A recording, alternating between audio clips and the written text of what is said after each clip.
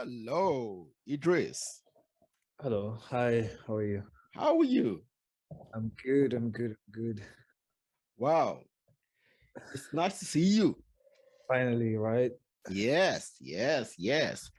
Are you still in Minnesota? Yes, yes. I'm still in the US. Okay. Are you when are you going back to California? Oh, no, no, no. I'm here. I'm based here now because my Oh, okay. partner. Yeah, yeah, yeah. Okay. Oh, you finished with Berkeley's. Yeah, Oh, yes, with yes. school. I did Okay. graduate. Yes, I did graduate early last year. Yeah. Okay. Okay. Okay. Wow.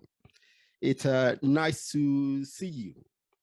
And Thank you. it's nice well, I wouldn't say it was nice to read your what happened to you, but Yes. in a Yeah. way, in a Yeah. way, it's Mm-hmm. nice. Okay, if you know what I Uh-huh. mean. As a young man, Like, yeah. uh, having an experience that can Yeah. enlighten many others like you. Mm-hmm. Okay, Mm-hmm. Mm-hmm. it's every experience is good as long Mm-hmm. as it doesn't cost someone's life. Okay, True. that's good. True. That's good. True. So, Idris, let's start this way. Mm-hmm. Introduce yourself to my audience and tell them what you Mm-hmm. do, and then let's go from there. Thank you. So my name is Idris Muktar Ibrahim. I am a journalist. I am a filmmaker, originally from Kenya, and I'm half Ethiopian, half Kenyan. Okay. My mother is from Ethiopia, and have family. And so, as a journalist, I started my work in Nairobi, Kenya, and then eventually I moved to the US, where I came to pursue my graduate studies, and immediately after that, I went on to continue working for CNN International. Yes. Okay. Okay. So you got into CNN doing your what I read in the article, your dream job, and Mhm. then Mhm. what happened? So the thing is that, with like I said, CNN was a dream job. Yes, it Yes. started out. It's something that started way, way back. Yeah. Um, Given where I come from, I come from this slum or informal settlement in Nairobi, where even dreaming to be a journalist, I think, it was just a preserve for a few. It was a luxury for just not for kids like me, basically. So that's why I keep on saying that this was a dream. Yeah. I had never imagined, a couple of years ago, I'd never imagined that one day I'll be in the US telling stories from all over the world. Yeah. So so on the 13th of November, uh, so first of all, before I even move to to really what happened is that, after graduating, I got this offer to come and work for the international desk at CNN. And the Okay. international desk basically covers the entire world. So apart from America, like it covers Africa, the Middle East, Latin, Europe, and Asia, and Asia Pacific. So it was a very interesting deal, like just an honor also for me. I had previously worked with CNN in Africa, in Kenya, and South Africa, and East Africa, basically. Yeah.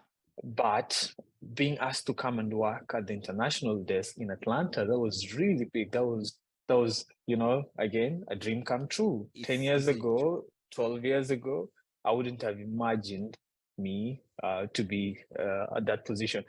Anyway, so on November of 13th November 2022, this is when, after of course a couple of months of worked with this amazing team, with this great team at the yeah. international desk. So on the 13th, just like any other day, my role most of the time would be an overnight producer, a global Yeah. overnight producer, which is when the US is going to sleep, I and like other people in Hong Kong or Australia will be in charge Okay. and of global stories. So in the Middle East, in Israel in particular, there was the elections, Yeah. and Benjamin Netanyahu had just been asked to form government. So my supervisor asked me to contribute to manage the the region, Yeah. and also work with the correspondent, the reporter who's there. And so I contributed to a report which had already been written, basically. Yeah. So I had a small role in this story, which was out, and then it was sent out, published, and then the next day I'm waking up to all these notifications on Twitter, messages, emails, everywhere. So, I woke up looking at it and I see all these, CNN, and there was a whole article actually. CNN producer professes, support for Hamas group in, the Palestinian group, and pro-Hitler. And I was like, what? What is this? I was shocked, like pro-Hitler. And in today's world, you mentioned the name Hitler, it's like it's a taboo,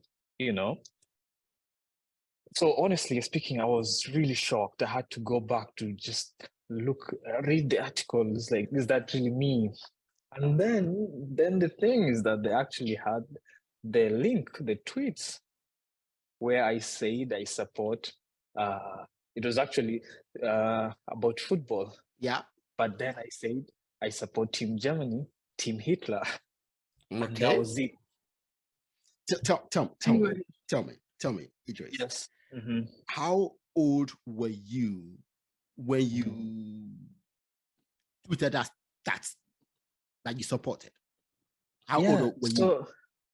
So here's the thing. So I tweeted that in 2014. Okay. So because first of all, I saw 8 years ago. 8 years ago. 8 years exactly. Ago. Okay. Yes. And we're a lot younger, and you were in Nairobi. Okay. Nairobi. Yes. I grew up in Nigeria. Now, I was a child of teachers. Okay, teachers. My father was an European history teacher. Okay, so as a child, I was very familiar with many stories in European history. Okay. Yeah. And many. Okay. Now, my childhood, one, my parents were not rich. Okay. They were teachers. Okay. But being a child of teachers, and my father being an European history teacher at A levels, okay, I was opportuned to learn to read many things about Europe, which was not common to 1% of my mates. Okay, so I understand where you're coming from. Now, so you tweeted that you support Team Germany. Okay. And then after 10 years, 8 years, that tweet came out to haunt you. Yeah. So tell me, what did your employer do? I mean, so here's the thing. So when these first of all, the tweets were dug out there was a pro-Israeli media watchdog, which did a whole investigation about me, and they published the article, which was sort of like a smear campaign, I would say. Yeah. And then because they never reached out to me to ask me about all these. Yeah. But so I immediately addressed the issue to my supervisor, the person I worked with the previous day, who at that point had just dismissed it. It's like, that's Twitter, don't worry about it. But what he didn't know was that this was beyond him. This was huge. It wasn't just this teenager, tweeting, ignorantly. No, this is a different world and the thing is that my supervisor wasn't very active on Twitter as well, so he wouldn't know. Just like I'm not very active in Twitter myself. Okay. See, so but the thing is that these group and they trolled me. They trolled me. They caused there was a social media uproar. Yeah. There was a campaign to get me either resigned, get me resigned, or to get me fired. So they pressured CNN, basically they pressured CNN to act. They called CNN and told them, like, you have a reporter who's done this, a producer who's done this. What are you gonna say? What's your comment? So of course CNN obliged to the pressure, and so they did. I was asked by the HR from New York. They asked me, like, so how could you explain this? And I told them, I gave them the context, which really is what really matters a lot, But unfortunately, because of the pressure and everything, so eventually the big person at CNN called me and said, unfortunately, we have to let you go because of what's going on. Yeah. Yes. See, the world we live in today is no one is allowed to be human, because being human means a lot of mistakes. What the people are demanding is that we all become robots. Okay. Because if no one is allowed to make mistakes, or let's say, if no one that makes a mistake is not allowed to atone and move on with their lives, if you must be cancelled at one point or the other for mistakes you make, we are saying that we are not allowed to make mistakes. And without making mistakes, we can't improve as individuals and as society. That's my fear for us. We are not allowing ourselves to develop. And it scares me. And it comes from both, I don't even know how many sides on this matter. See, like I mentioned to you when I first talked to you. You see, this has become the bread and butter in the West. And we as Africans, we must not allow this to become our bread and butter, because unlike the West, Africa is still developing. And without us making mistakes, correcting it, and moving on, we cannot improve. We cannot develop. Exactly. See, that's what scares me about this mindset. Yeah. Because without making mistakes and correcting it, no development. Nope, exactly. So you as a young African, how have other young Africans taken this? Okay, first of all, before I even answer that, there's something that you said about, growing. And I think even as human beings, it takes you so much to be you. Like experiences, like someone asked me this question yesterday, like, how did you learn to be you? And how did I learn to be me? It's through like the mistakes I made, through the experiences that I've lived, right? Through the the history, personal history, family history that I've gone through, and what I've, it's like sometimes it's like also the mistakes from the past contribute to who we are today. You know, Yes. they either shape you in a right way, right? So, but here's the thing. So immediately after these, so of course after the, you know, I was laid off at CNN. I was after let go, and so the problem was there was only a story or one side of the story from Yes. this publication, who actually never reached out to me to ask me my side of, you know, to ask me like my perspective, or because like really, because they didn't care. no, they didn't care. And context really matters. It's like a photograph. Someone told me a photograph doesn't come with subtitles. That's what exactly they did. Just presented this photograph without, you know, of me, and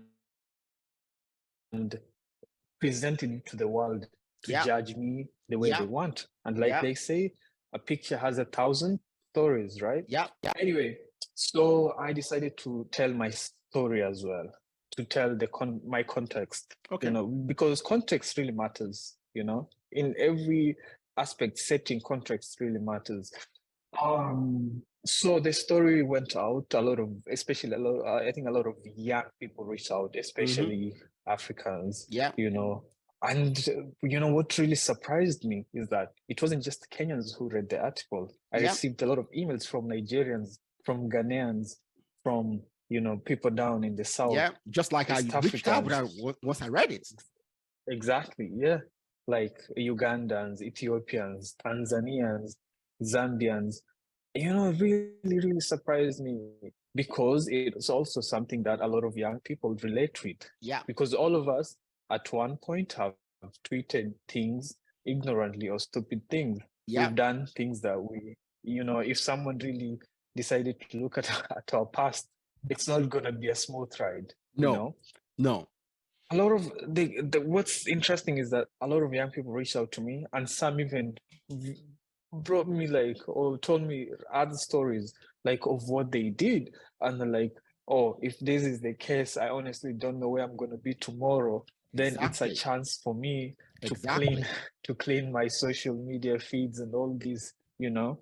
But what I'd like to also say is that you shouldn't, yes, it's good to clean, but then also we shouldn't be in a space where you have to be really careful, or really, you know, look, not try things.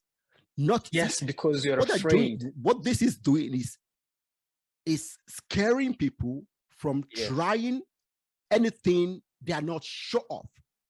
Now, when it comes to these political issues, okay, I don't from beginning, okay, I don't make statements which I haven't read from someone in authority, okay, and that's because of my background. Okay, that's because of my background.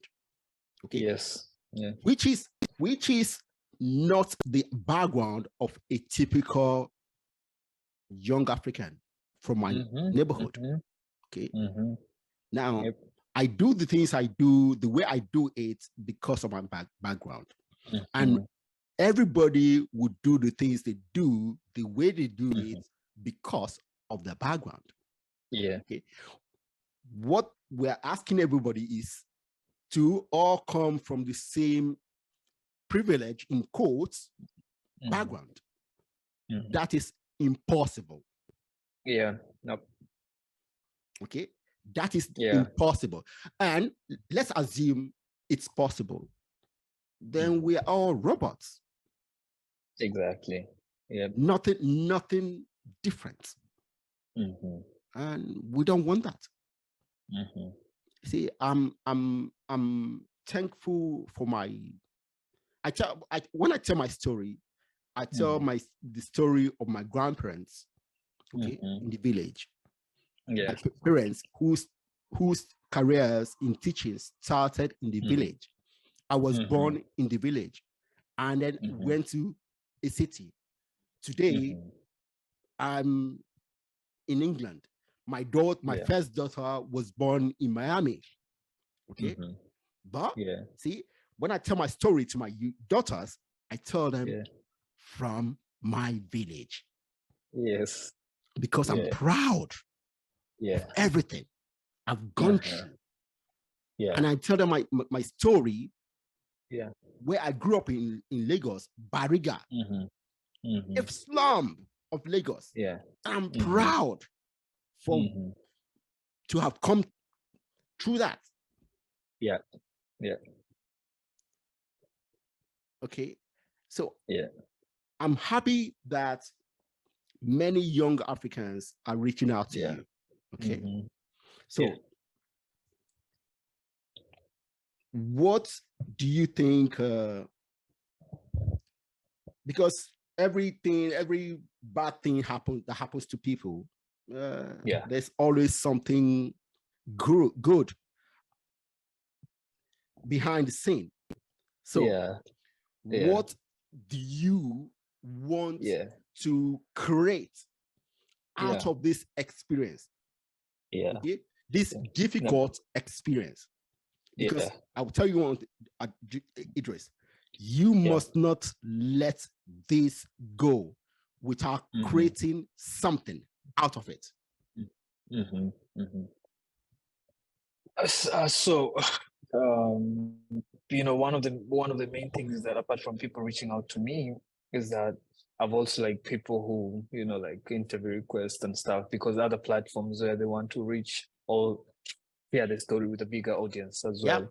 But at the same time, I've received like invitations from universities, you know, to come and speak, and teachers. Very good. Very good. Teachers, and just to come and speak to their students, because remember, we live in an age where, like they always say, the internet doesn't forget. It could be in a positive way or in a negative way. For my case, it's negative. But also, two things here. History is subjective, you know, in a major way. The kind of history that we're taught as Africans, because you know, the issue about the tweets is not about me. It's way above me. It's beyond me. For instance, you know, it's beyond me as an individual. It's about a people's history. You know, because it took me during this time. I took time to reflect, to think about, you know, even ourselves as Africans. We live in a post-colonial, you know, we live in a post-colonial Africa for most of us, where our grandparents or, you know, their parents went through a lot of atrocities and stuff. So trying to understand our pain, you know, so that I can understand these other people's pain as well, and what these tweets really mean for them. So, so a lot of my time so far has been like to reflect, to write a lot, and also meeting a lot of like people in like these communities here in the Jewish communities. Very good. People Very good. Very good. People have made like friends with, because, you know, for instance, there's one fact that I just learned recently. For instance, the number of Jewish people in the world, it's very limited, right? Very few. And they always say it's very few. And they say, if you ask a lot of Africans, for instance, if they've ever met a Jewish person, like it's almost, the ratio is like they haven't. Most of us never haven't. I've never.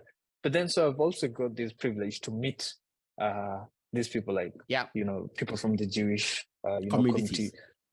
Yes, and just to discuss with them and what it means, you know, what the history, for instance, and also share my story. Your story them as an African, as a kid growing up in Kenya, what this Nairobi means. And in Nairobi, and in this slum in Nairobi, not just in Nairobi, because you know. Okay, very good. Yes, and in these slum in Nairobi, what that means, and so sharing our stories. This has kind of also opened the door to dialogue, to share our stories, for them to tell me their story and me telling them my story, you know, and so a lot of it for me has been about writing a lot to like different publications as well. Very good. And looking at also how to. I'm still trying to make my calendar and stuff. Like I mean, told you, see, invites and stuff. This thing happened just less than 2 months ago. Okay. So, yes, exactly.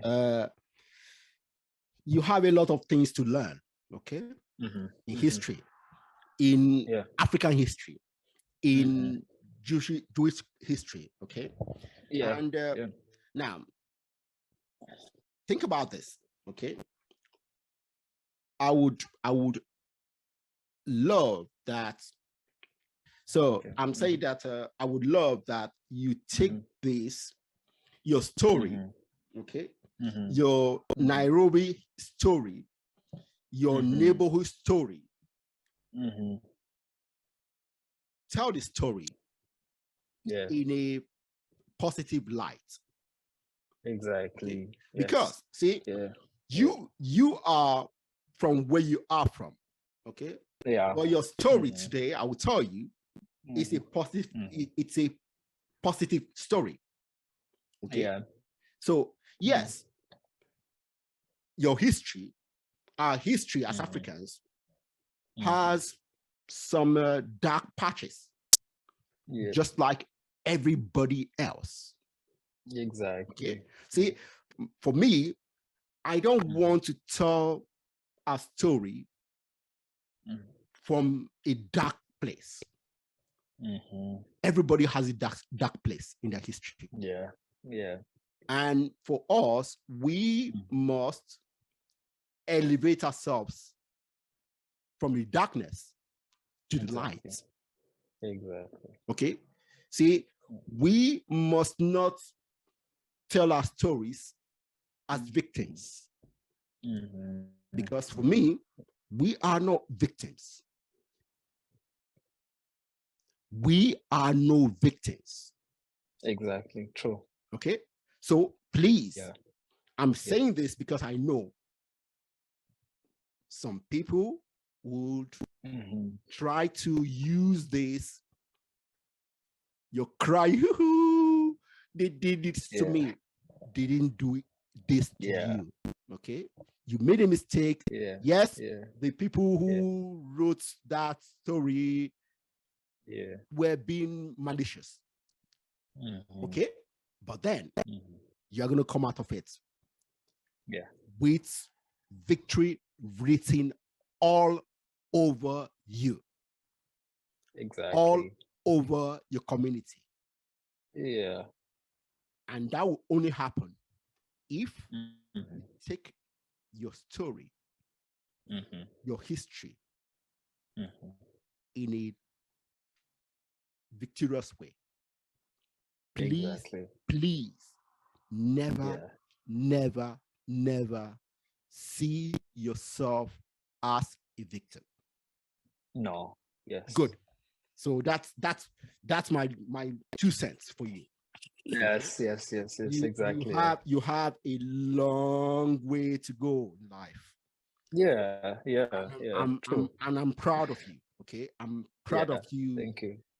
Your story is one that a lot of young Africans need to learn from. Okay. Exactly. And, yes. So as you go out there to tell your story, always tell the story the way it is. Okay. Don't embellish it. Don't put anything down. No, just tell it the way it is. But don't allow anyone to make you a victim. That's my own. Exactly. Okay. Because thank you so much. Yeah. Okay. I think I totally agree with that, because it's more than one incident. My story is more than one incident. It's also a story like of overcoming adversity. And look at our continent, for instance. Like there's so much hurdle that's definitely put in our ways, as especially I think as young Africans.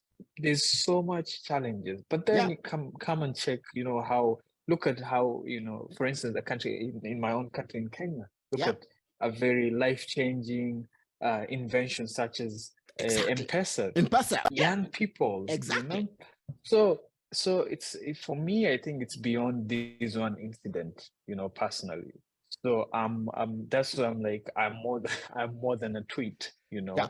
There's so much to my story than just this one. See, And definitely I completely agree with you. I'm not a victim. I'm good, more than, good. that. See, Yeah. the people who wrote that try to use your stupid tweets. Okay. Yeah. See, the Jews are in the world are very successful people. Okay. But if you read their history, everywhere they have ever lived in the last 2,000 years, they have been victimized everywhere they go. Everywhere they go. But yet,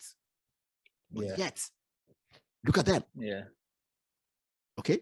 So there's something for us to learn from them. And you can learn, see, you are mingling with them, you are talking to them. And it's opportunity for you to actually sit down with them and ask them the question. Yes, you guys have your ancestors have gone through difficult times. Yet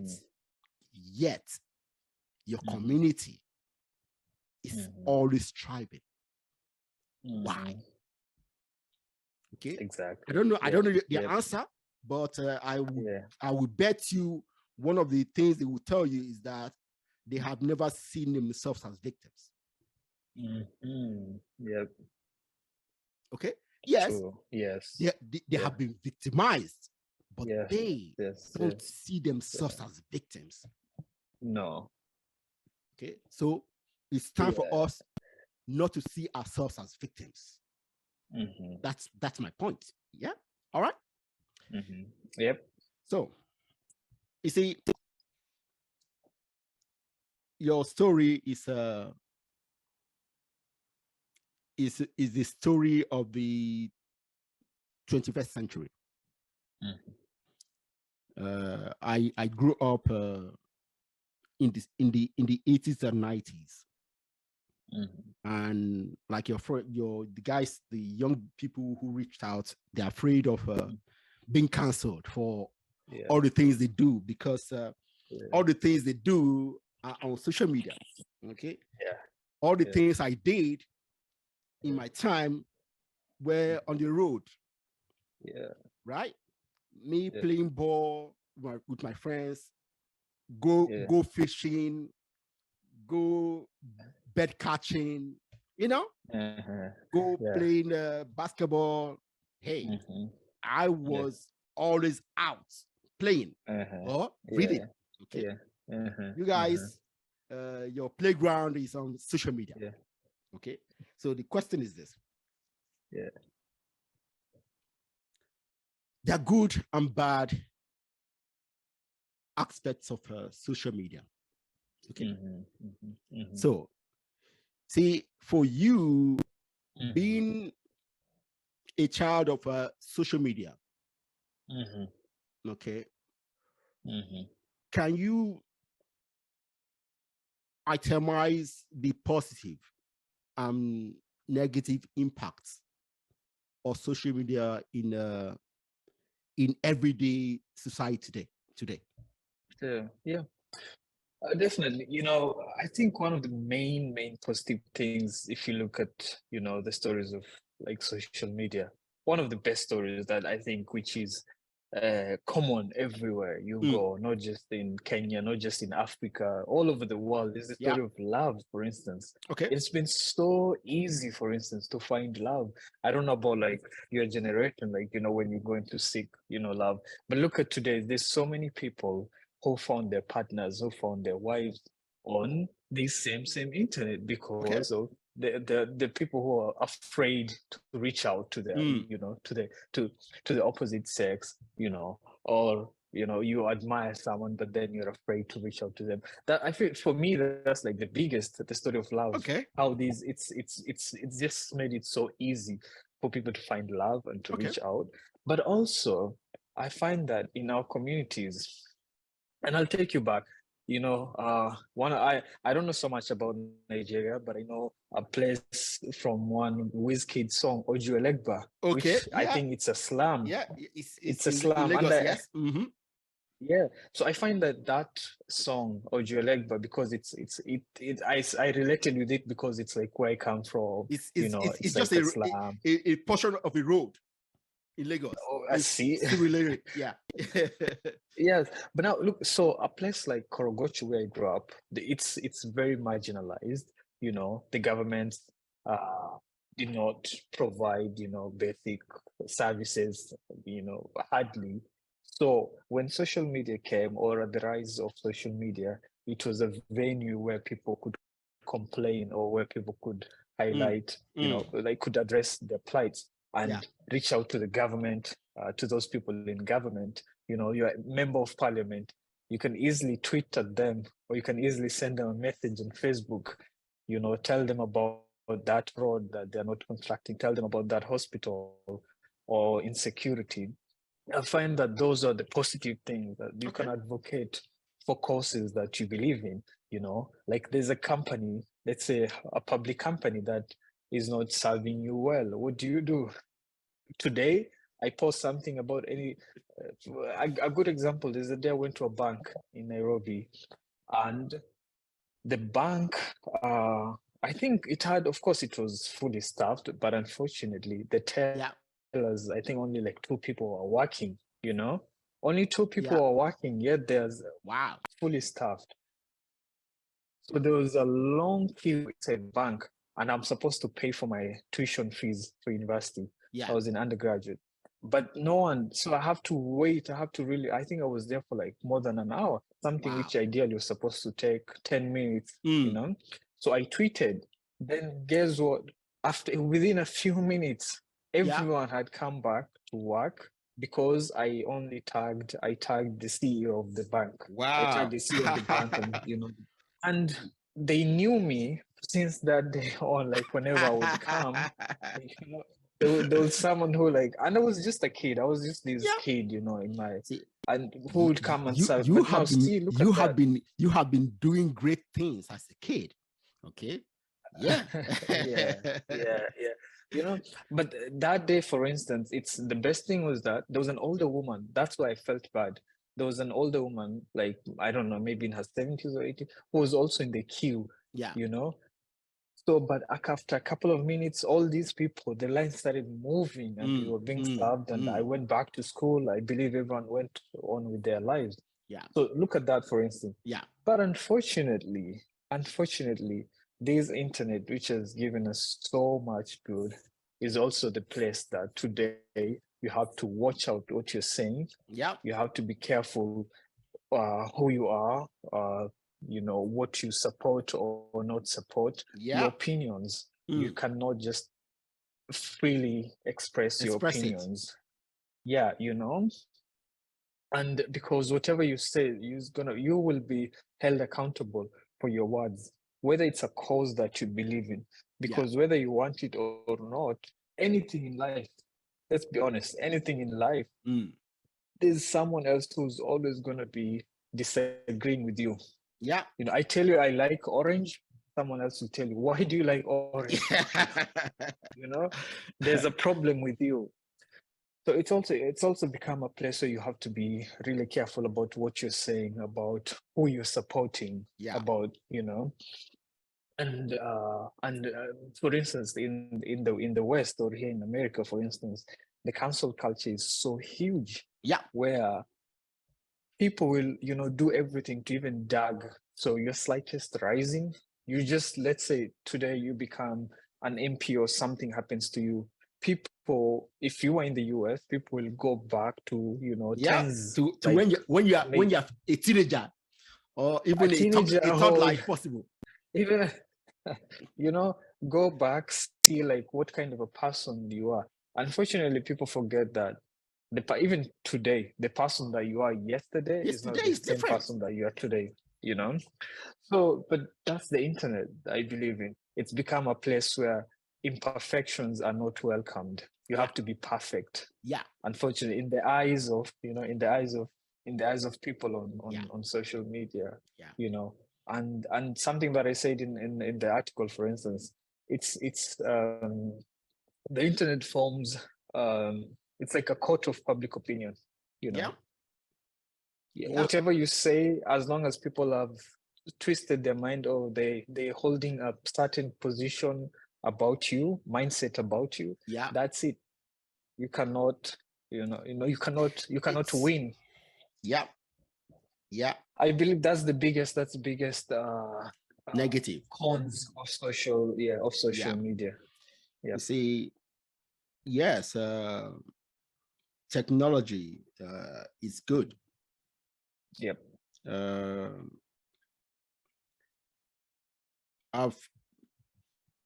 I'm not big on social media, okay?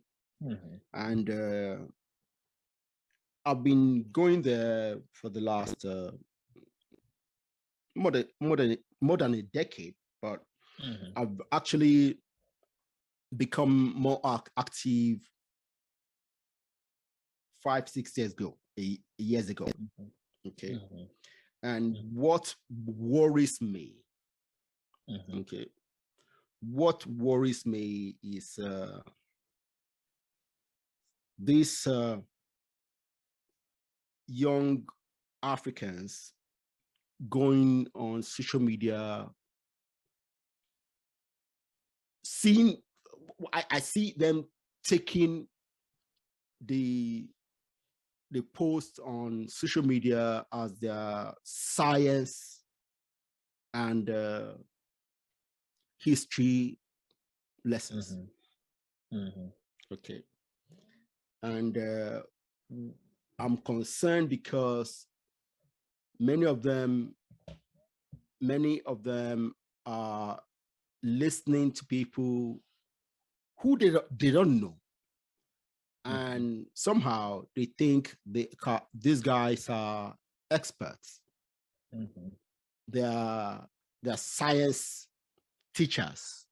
They're history teachers. And I think, yes, see, internet is very good. You can learn a lot of things. I mean, I've learned a lot. Okay? But what I do is that any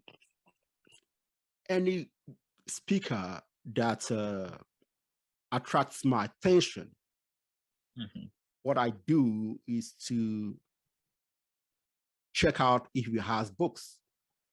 Okay. And I buy his or her books, because to write a book, someone needs to do some research. Exactly. Okay. Yeah. Yes. And an internet personality who talks a lot on this on the internet, but doesn't have the patience to sit down and write a book on those things he has been speaking so boldly on the internet. If I see that, I just cut the person off, because if you're that good, if you are so confident in your assertions on social media, write a book. Exactly. Yeah. Okay. Yep.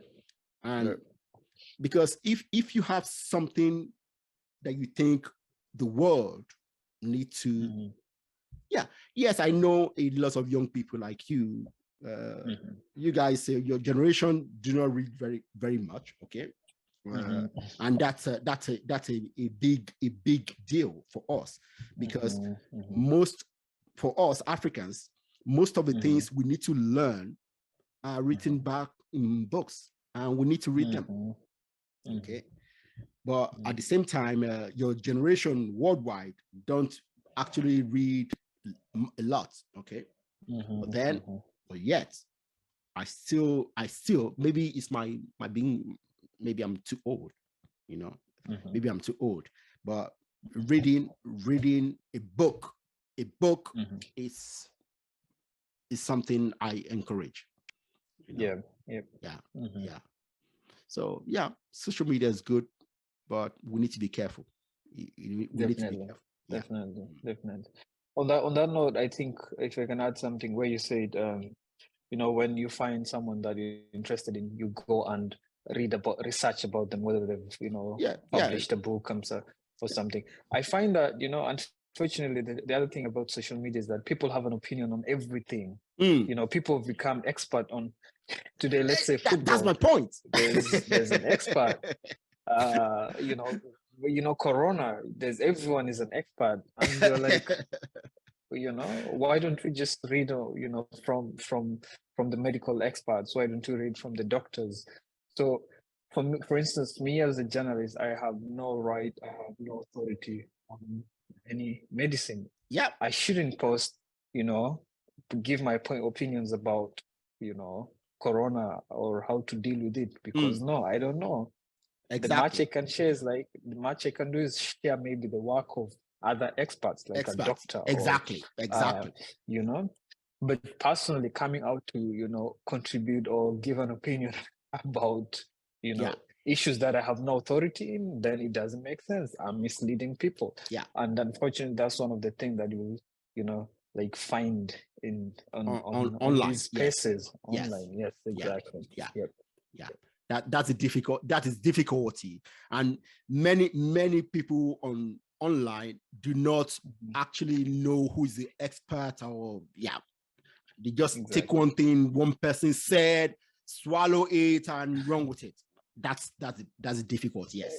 Yeah, and that's what also has caused, you know, it's somehow spurred misinformation. Because you tell me something without even verifying it, I'm immediately retweeting, sending it out. Exactly. Someone else reshares it, and so somebody who trusts you, think, Idris said this. That must be the truth. Say this, so it might be. I think that's the problem. Yes, that's really the problem. Because that's really the problem, and it spurs misinformation. It stokes the fire of misinformation, and you know, it just becomes a place where, even look at like political bigotry, for instance. Like, it's also very easy to cause hate, you know. Which is really wrong. So they're good, bad, but we just need to be careful. We just need to be careful. And for me, the way to be careful is to go and get a book. So, you know. Yeah, I totally agree with that. See, in the biggest lesson for me I learned from last year was cancel culture. Until last year, I really didn't understand the extent of that mentality to cancel people. You know, I wasn't big in any political space. Okay. But last year, I saw it so many times. I mean, it scared me. It scared me to see how easy it is to cancel people. I mean, just for anything that I don't like that Idris says, I can whip up some emotional sentiment and get Idris canceled. So, and see, it's mostly young people, your generations. And that's so passionate about our cries. how can we ever get over emotional arguments to cancel people? How can we get over? How can we get over emotional? Yes, because see, my point is this: most of the people who ask somebody to be canceled, their arguments are mostly emotional. Yes, not factual. Okay, exactly. And because of the emotion,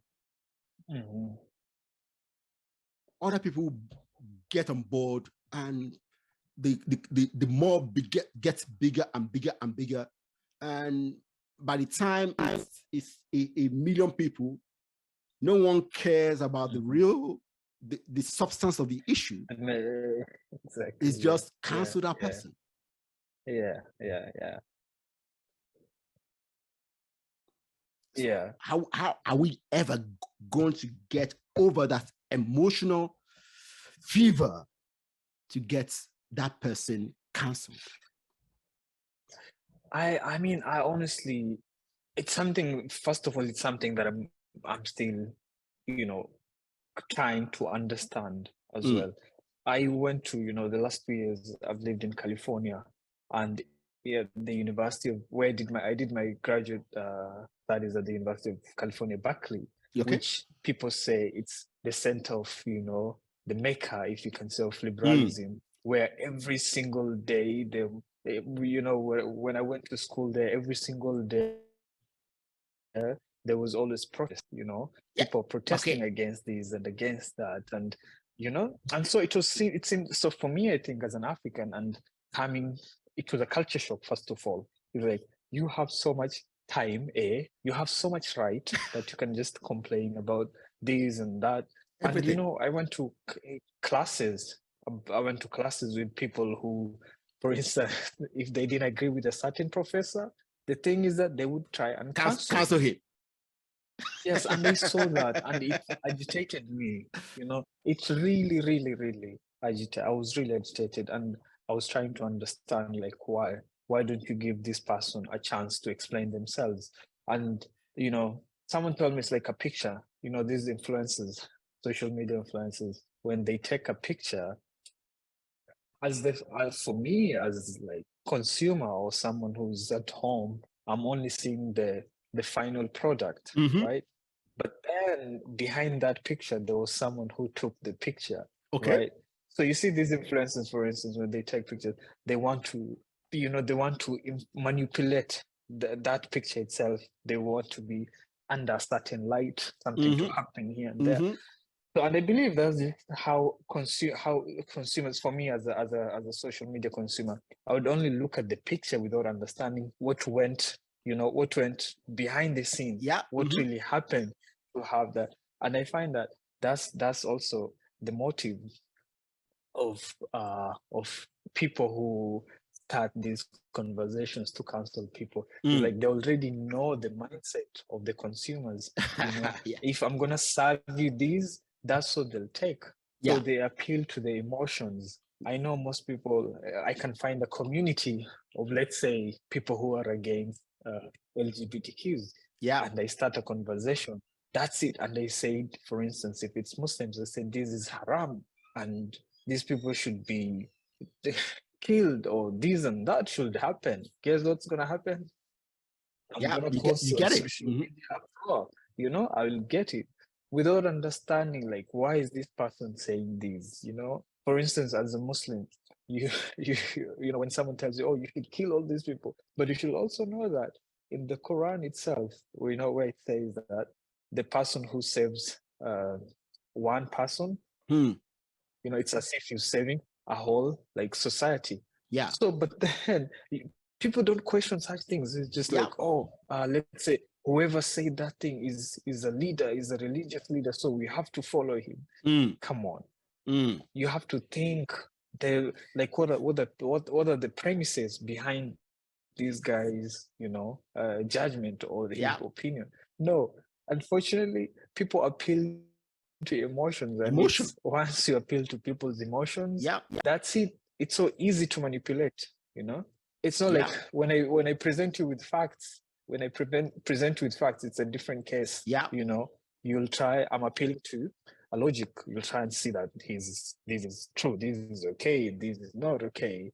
But I think as human beings, people will manipulate us by, getting to our emotions and unfortunately act. So it's something that I don't think we can really get rid of immediately. It's hard. It's gonna be hard. So see, I'm asking you this. I know this question doesn't have any standard answer. No, I'm asking it because it's your generation that you need, and you need to deal with it. Okay. And see, again, everything concerning me about these things is I can imagine if cancel culture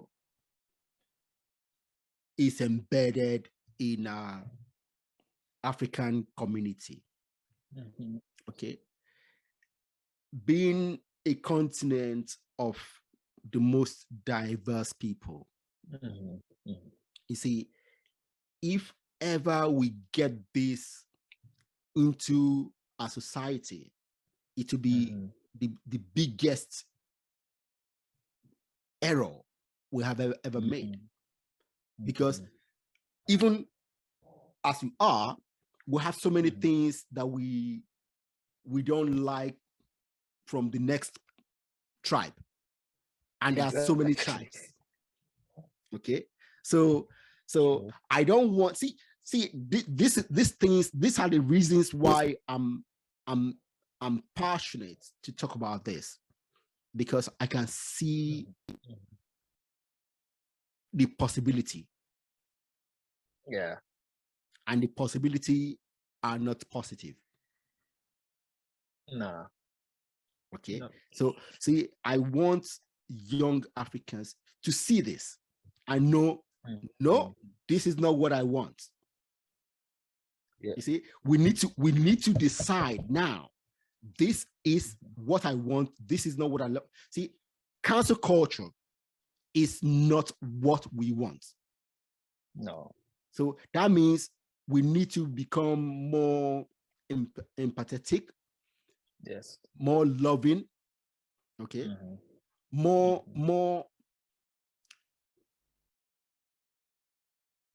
We need to have that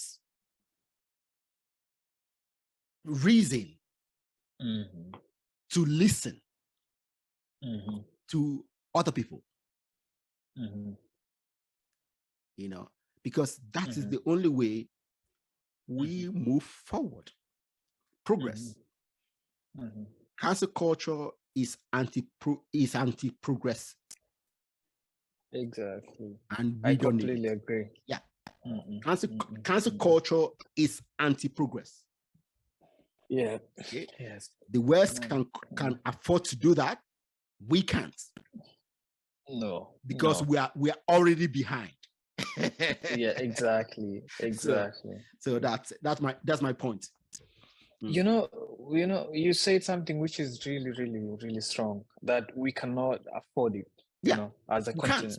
And the thing is that we have also the thing is that we're trying to grapple with, we're trying to understand, or we're trying to catch up. The word is catching up. Yes. We're trying to catch up with the first world. Yes. Forgetting that it took them so many years, like the US, for instance, like over 200 years, I think 400, I don't know how many years, just to get to where they are today. And these included like mistakes, a lot of mistakes. Mistakes and errors and, trials and errors to get to where. So I think for us as Africans, we cannot afford this, because, one of the things that makes us unique or special is our diversity, rather. Yeah. Our diversity. And then look at the continent itself. It's very diverse. Yes. From Northern Africa to Southern, Western, Western, East. But then within the countries itself, even within our own countries, again, everywhere. Very diverse. Yes. So if we start saying that, we want to catch up and then do what the West is doing, for instance, like canceling, or that we don't agree with these, like you said, we're already grappling with, tribalism and all these things. Yeah. So what's gonna be the next thing? We're gonna finish each other. Exactly. Which we we're can't not afford ready it. for. We cannot afford it. No, So we cannot. So Yeah. I beg young Africans, they need to understand we cannot afford this. It's Exactly, the biggest negative things that can ever happen to us. So we don't want it. We don't want it. So tell me, if you give a little advice to your fellow young Africans. I mean, you are doing things, okay, and your current challenge is even giving you more opportunities to excel and do things that will impact young people all over the world, including Africa. Okay, so give your fellows in Africa your little bit about how they themselves can also contribute to their communities. I think first, thank you so much for that. I think first of all is, so for me, one thing that have always driven me from my small neighborhood, or from this poor neighborhood that I came out of, was the dream to better my community. Yeah. Just like I said in the article that I wrote, is that my own father became a victim of insecurity. Yeah. Became a victim of our own the issues that surrounded my community. Yes. So my dream was to better my community. It started with that. Like, it started with, let me better my community so that no another child is going to lose their father or mother to crime. And for me, what was the best way? The best way for me, the easiest at that time, was because I could write. So I said, I'm going to write about this. I'm going to share the story with other people who really care and see what's going to happen. So the dream for me was to better my community, and at the same time, like, better my own life and my family's. And just that one dream or that one vision took me places. It took me out of that slum, me and my family, out of that slum and our life basically just progressed to where I am. And so I believe there's mostly for young people, and in Africa, across Africa, is that what is that one thing that you want to do, A, for yourself, A, for you, and B, for the people that you live with. It could be your family, it could be the community, because it starts with you personally. Yes. You're doing it for yourself, and then for the people. And once you have that conviction, whatever it is, whether you want to change, whether you want to build, let that be the driving force behind your dreams and behind your visions. Because once you have something that drives you or motivates you, then the rest is just going to be easy. The rest is just going to be like doors that you have to knock on.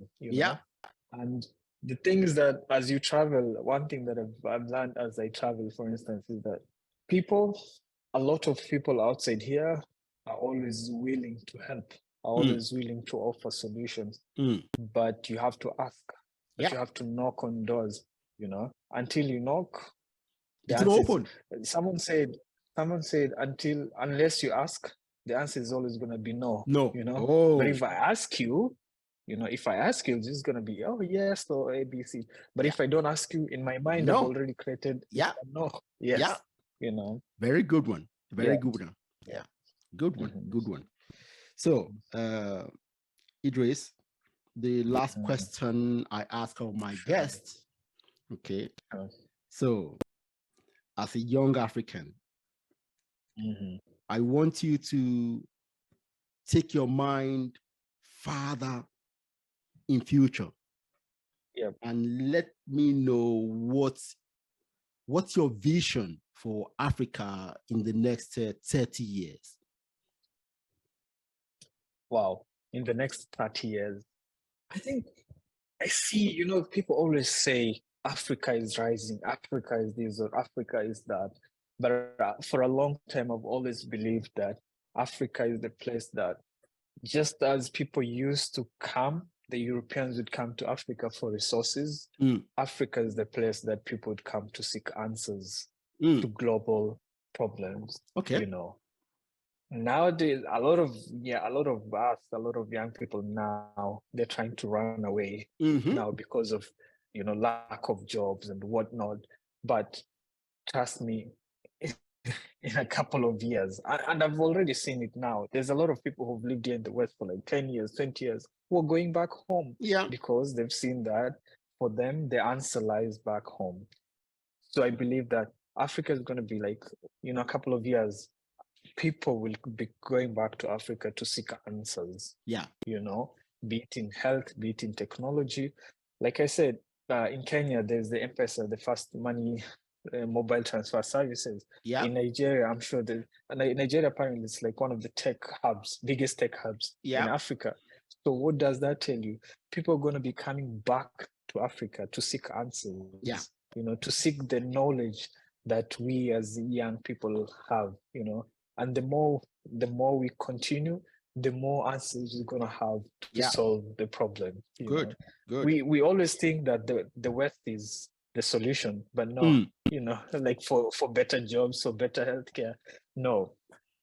One day our own leaders will get their things straight. They act together. Yes. Say the word. They'll and it's going to be like the place where everyone is coming to seek the solutions, be it in healthcare, technology. Think about it. Yeah. Very good. Very good. So all we need now is that for us not to cancel the younger, thriving Africans. Okay, because we need everyone to build that Africa that you see. Yes. Okay? Yes. So that means no canceling anybody, okay, for being stupid, for being young, okay? Because all you did was being young, okay? You just tweeted something very stupid, all right? And unfortunately, some people took it and made a point. Okay, made a point that didn't need to be made. Okay. Yes. I'm happy that you learned from it, and what you learned, you are ready to tell it to the world. Okay. So, Grace, thank you very much for being a guest of Think Big for Africa podcast. Thank you so much as well. I really appreciate it. Thank you for your time. All right. Take care. Bye-bye.